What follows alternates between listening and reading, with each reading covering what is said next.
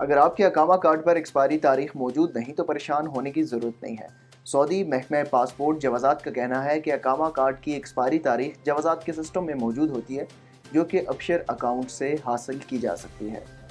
جوازات کا کہنا ہے کہ اس حوالے سے سیکیورٹی اہلکار بھی اس امر سے بخوبی واقف ہیں۔ اگر انہیں ضرورت ہوتی ہے تو وہ سسٹم کے ذریعے کسی کی بھی تفصیلات اس کے اقامہ نمبر سے حاصل کر سکتے ہیں۔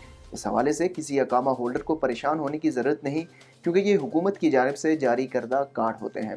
جوازات کی جانب سے ابشر اکاؤنٹ پر فراہم کی جانے والی معلومات ہی درست تصور کی جاتی ہیں۔ بعض اوقات کارڈ پر اقامہ کی ایکسپائری تاریخ غلط درج ہو جاتی ہے، جس کی وجہ سے لوگوں کو کافی دشواری کا سامنا کرنا پڑتا تھا۔ اس لیے ابشر سسٹم پر موجود تاریخ کے مطابق اقامہ کی تجدید فیس ادا کی جاتی ہے۔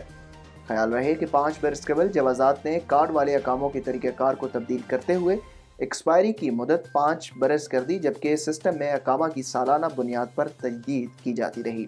بعد ازاں محکمہ پاسپورٹ جوازات نے اہل خانہ کے اقامہ کارڈ میں ایکسپائری تاریخ کے اندراج کو ختم کر دیا، جس کے بعد اہل خانہ کے لیے نئے اقامہ کارڈ بنوانے کی ضرورت نہیں رہی۔